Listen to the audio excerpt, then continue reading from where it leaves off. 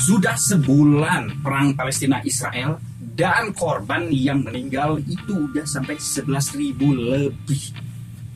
Dengan ironinya bahwa belum ada tanda-tanda Israel untuk berhenti menyerang Palestina.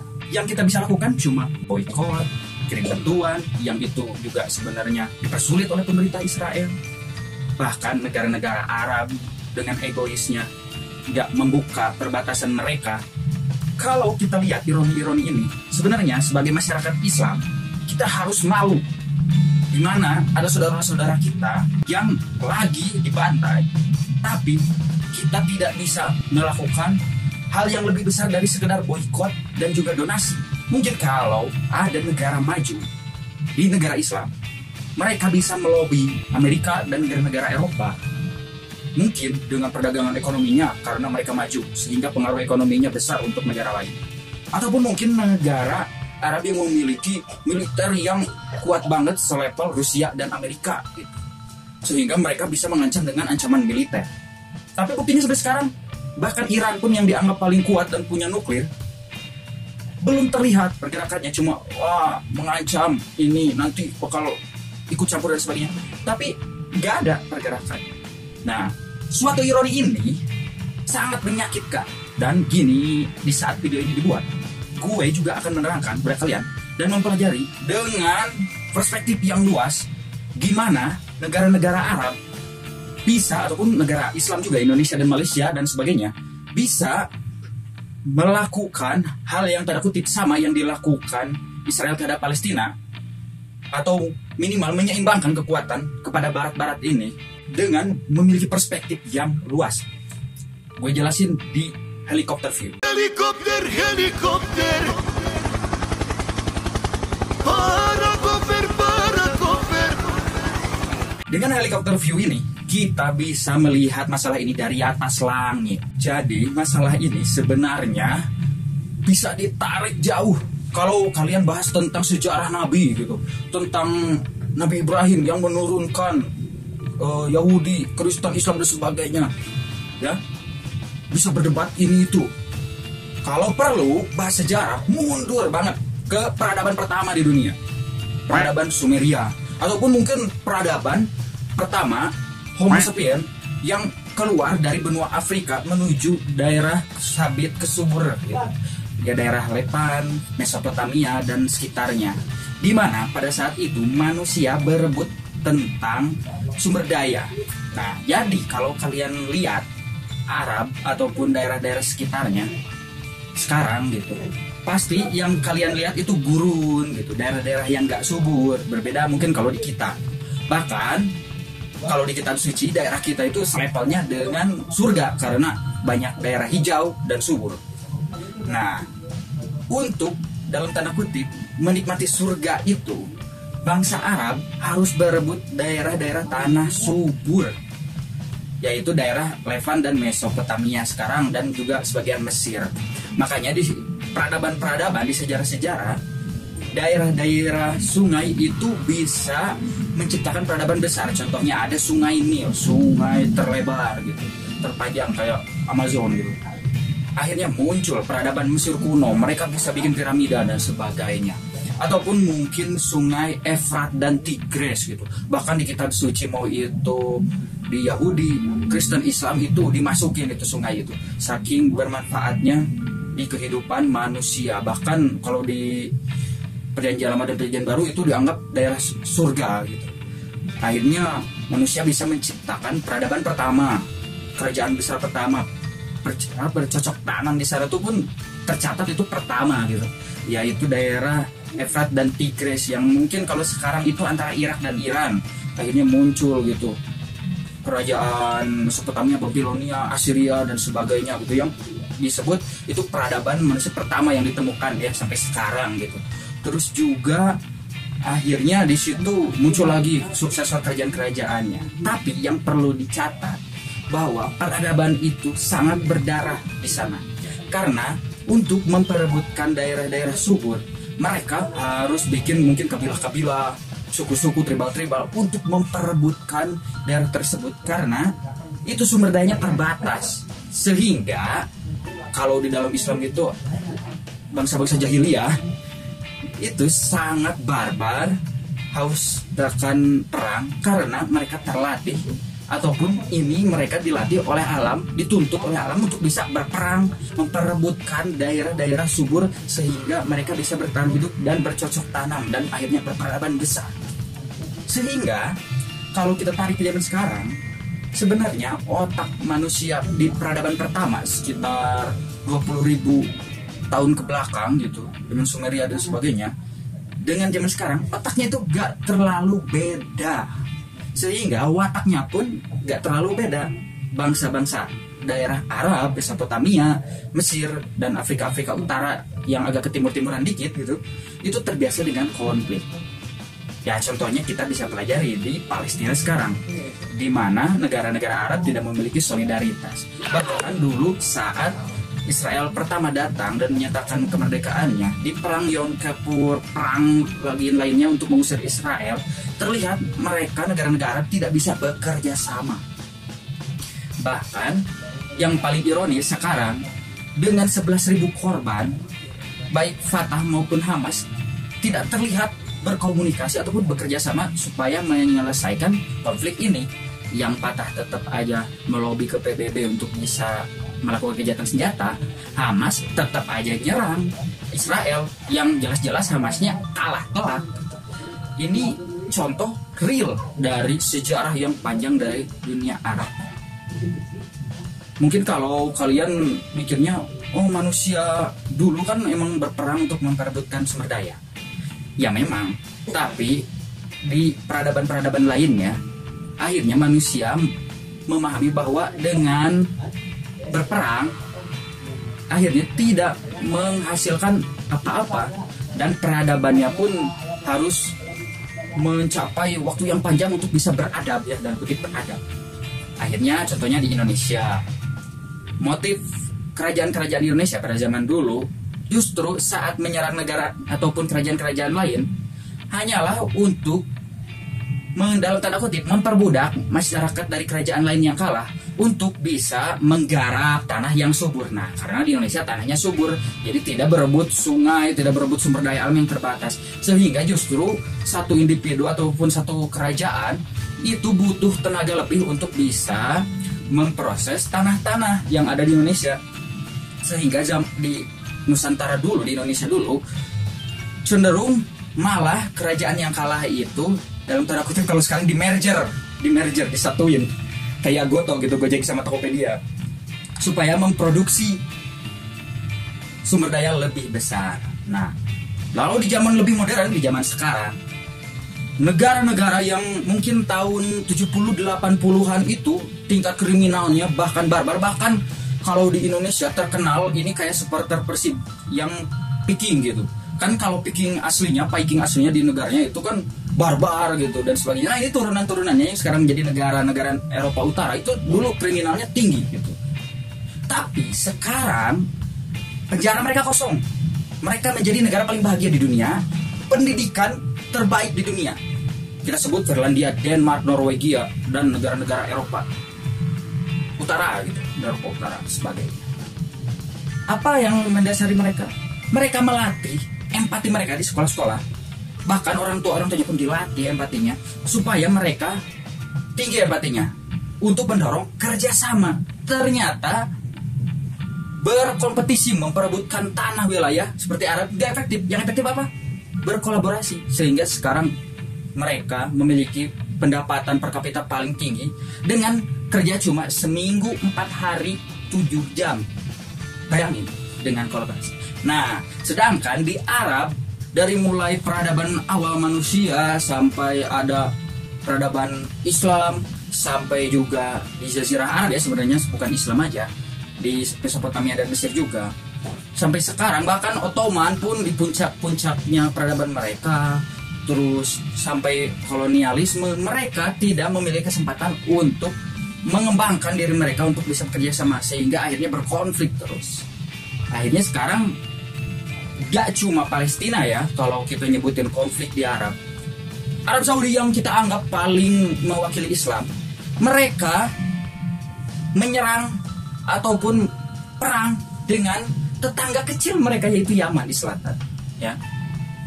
Dan juga di negara Arabnya pun banyak perpecahan, dari mulai pangeran yang moderat dengan pangeran yang konservatif, ada Sunni dan Syiah, ada Sunninya juga terbagi-bagi lagi dan sebagainya, sehingga akhirnya tidak terbiasa. Oke lah, kalau di kita ada juga Sunni, Syiah dan sebagainya, dan banyak sentimen bunuh Syiah gitu atau bunuh Ahmadiyah dan sebagainya. Tapi mungkin gejolak-gejolaknya cuma tingkat kampung gitu yang diusir dan sebagainya, tapi belum pernah menjadi tragedi nasional gitu karena perbedaan agama. Di Arab itu jadi tragedi nasional, bahkan butuh intervensi negara luar untuk bisa mendamaikan mereka gitu. Apalagi sekarang di Palestina, sehingga kita pahami bahwa Palestina sebagai bangsa Arab dan juga Jazirah Arab, bahkan daerah Lepan dan Mesopotamia di sabit subur ya istilahnya tuh, kalau di negara-negara yang memang agak subur di daerah-daerah Arab itu mereka terlatih dari dulu untuk perang. Nah, itu adalah sejarah dan view drone yang kita bisa lihat, view helikopter ya, yang kita bisa lihat bahwa konflik Israel Palestina itu nggak segampang itu, nggak semudah bahwa dengan memboikot kita membantu dan atau mengurangi korban, ataupun mendorong negara-negara Arab, ataupun mungkin menekan PBB dan sebagainya. Ini diperparah sebenarnya dengan konservatisme Islam yang tadi gue jelasin dan gue janji di video ini, bahwa negara-negara Islam itu bisa menyusul gitu negara-negara maju ini dengan cara negara maju, di mana kolaborasi diutamakan daripada kompetisi ataupun perebutan sumber daya, bahkan lebih primitif lagi kalau di Arab ya. Kalau kalian lihat di video-video, ada tentara Amerika, tentara Uni Eropa, tank Israel, masyarakat biasa yang dipersekusi ataupun diusir ataupun dianiaya oleh tentara atau tank itu cuma bisa ngelempar dengan batu gitu.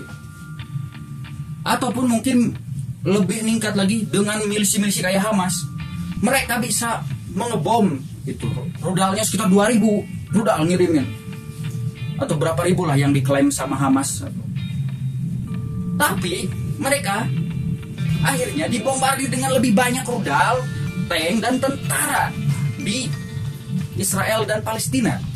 Bayangin, itu karena negara Islam dalam tanda kutip kalah dalam negara-negara modern, di mana contohnya gini, kalau sekarang Israel diserang, Uni Eropa dan Amerika pasti mendukung secara militer. Tapi lihat sekarang Palestina, apakah ada dukungan militer? Paling cuma milisi-milisi, kelompok-kelompok pemberontak di negara-negara Arab yang cuma mendukung, jadi kelompok-kelompok kecil aja. Karena apa? Karena negara Arab juga mikir teknologi dan militer di zaman sekarang itu kan banyaknya tentang satelit gitu, tentang otomatisasi, pakai pesawat siluman dan sebagainya. Tidak ada teknologi yang mereka bisa ciptakan. Akhirnya tergantung sama Rusia, tergantung sama Amerika, beli-beli aja. Mungkin ada beberapa, tapi seharusnya produksi kayak senjata di Indonesia, mungkin pindah-pindahan mobil itu udah dilakuin Nazi gitu zaman Perang Dunia Kedua. Di kita baru muncul, baru bisa, dan negara Arab pun baru bisa begitu. Jadi selevelnya mungkin sekitar 70 tahun, 80 tahun bedanya tentang teknologi militer. Saking tertinggalnya, sehingga akhirnya saat Palestina diserang, negara Arab pun gak berani. Nah, contoh lagi, kalau Israel kita serang lagi atau kita boikot ya terus-terusan produk Israel, sehingga Israel krisis gitu keuangan. Nah, negara-negara Uni Eropa, negara-negara Arab dan Israel bisa mengembargo kita juga. Mungkin kalau Indonesia diembargo, contohnya sawitnya diembargo, jangan impor ke Israel. Sekarang kan Indonesia masih impor ke Israel, meskipun Israel menginvasi Palestina ataupun masyarakatnya ngomong-ngomong boikot, tapi pemerintah Indonesia sebenarnya masih impor-imporan juga, sama ekspor-eksporan juga sama Israel. Contohnya pemerintah minyak sawitnya dilarang gitu, kayak kemarin. Akhirnya apa? Harga minyak rusak dan petani rugi, akhirnya krisis kemarin kan di Indonesia. Terus gimana Eropa dan Israel? Mereka punya minyak yang dari bunga matahari, minyak lain-lain dan sebagainya, karena teknologi mereka banyak gitu. Nah, sekarang kita balik nih. Akhirnya yang mengembargo kita itu adalah negara Eropa karena kita memerangi Israel. Apa yang bisa mereka lakukan? Hentikanlah itu teknologi si satelit gitu. Karena satelit Palapa pun yang naikin NASA, perusahaan Prancis gitu, atau ke India biar murah, atau ke Cina. Kalau sampai kita berkonflik dengan negara besar, kita gak bisa apa-apa. Akhirnya apa? Gak bisa dagang di TikTok Shop, Shopee dan Tokopedia gak bisa dagang. Akhirnya apa? Masyarakat membludak di jalan gitu, dagang-dagang bikin macet sebagai akhirnya krisis lagi. Begitu. Jadi negara Islam sekarang kalau mau memperangi ataupun menyeimbangkan kekuatan mereka dengan negara-negara Barat, ya minimal ekonomi dan militer ataupun mungkin teknologi mereka majuin. Caranya gimana? Majuin suatu negaranya melebihi negara-negara maju. Wah, gak realistis, susah gitu. Mana ada, gak bisa gitu. Tapi kalau kita bahas sejarah, kan orang Islam suka belajar sejarah. Ada di mana suatu peradaban Islam menguasai ataupun memimpin dunia, yaitu peradaban Baghdad ataupun kekhalifahan Baghdad. Ya, kekhalifahan Baghdad itu bisa menganut filsafat dari Yunani ataupun pemikiran-pemikiran lah. Kalau jangan filsafat terlalu elit mungkin bahasanya untuk penonton. Mungkin pemikiran dari Yunani, pemikiran dari India, dari peradaban India gitu, dari Cina gitu. Mereka anut. Akhirnya apa? Di situ muncul banyak ilmuwan-ilmuwan. Dari mursyidnya Al-Jabar gitu. Bapak kedokteran di dunia Islam pakai nama al sebagainya, itu terlihat kan bahwa peradaban Arab juga pernah, atau peradaban Islam juga pernah dan bisa gitu memimpin dunia dengan berliterasi gitu. Bahkan mereka punya perpustakaan terbesar di dunia pada waktu itu. Orang-orang Eropa belajar ke Arab pada saat itu, padahal mereka udah punya peradaban Yunani waktu itu yang waktu itu lagi kacau karena Eropa masuk ke zaman kegelapan. Pernah gitu peradaban Baghdad bisa memunculkan para ahli-ahli gitu, Al-Khawarizmi gitu dan sebagainya, banyak pokoknya. Kalau disebutin satu-satu juga kalian nggak tahu tuh gimana terciptanya algoritma dan sebagainya, sehingga akhirnya peradaban Islam itu menjadi kiblat. Nah, sekarang apakah bisa negara-negara Arab? Ya bisa, cuma mau atau enggak gitu. Dimana masyarakatnya dari SD diajarin, ini khususnya kita perkecil aja di Indonesia nih. Sekarang daripada belajar IPS gitu, IPA yang sebenarnya gampang dicari di Google, ya, taksonomi, mimikri dan sebagainya gitu, istilah-istilah ilmiah itu di Google banyak. Tapi kita pelajari dulu yang tadi, yang dasar-dasar yang diajarkan di peradaban Baghdad, tentang pemikiran, tentang filsafat, tentang kemerdekaan dalam berpikir dan sebagainya. Bahkan pemerintah Indonesia juga sudah mengarahkan kampus merdeka, kurikulum merdeka dan sebagainya. Cuma ini masih dalam proses. Semoga mungkin nanti negara Indonesia bisa ya menjadi pusat peradaban Islam yang paling maju di dunia, sehingga Israel tidak berani macam-macam kepada Palestina, karena Palestina di bawah kita, karena Israel ketergantungan teknologi Indonesia. Tapi ini tetap aja balik lagi ke kita, mau atau enggak ya teman-teman. Nah, itu adalah cara atau trik untuk bisa membalikkan keadaan seperti apa Israel yang lakukan kepada Palestina. Kita bisa lakukan juga kalau kita bisa minimal dalam sekolah-sekolahnya kayak peradaban kejayaan Baghdad, teman-teman. Nah, ini adalah perspektif luas sebenarnya. Ini gue alay-alayan aja, Indonesia bisa sebenarnya ya, kalau lihat sumber daya manusianya juga mana ada gitu. Tapi ini alay-alay supaya kita berpikir luas, berliterasi gitu, supaya bisa minimal lah Indonesianya mundur kayak peradaban Islam sebelum-sebelumnya, karena biasanya suatu peradaban itu akan hilang kalau masyarakatnya kurang bisa bekerja sama gitu. Oke sih teman-teman semua yang udah mentengin helikopter view ini dari gue, kasih mungkin perspektif kalian, pengetahuan kalian yang lebih luas daripada gue yang cuma dari Google doang belajarnya. Apakah kalian bisa gitu untuk bisa memberi solusi tentang Israel Palestina ini, gimana caranya selain tadi kekuatan militer, ekonomi dan sebagainya. Makasih teman yang udah mantengin, kasih like, komen, apapun itu. Yang penting ngasih traffic di video ini biar video ini direkomendasiin sama YouTube dan masuk algoritmanya. Bismillah, bye.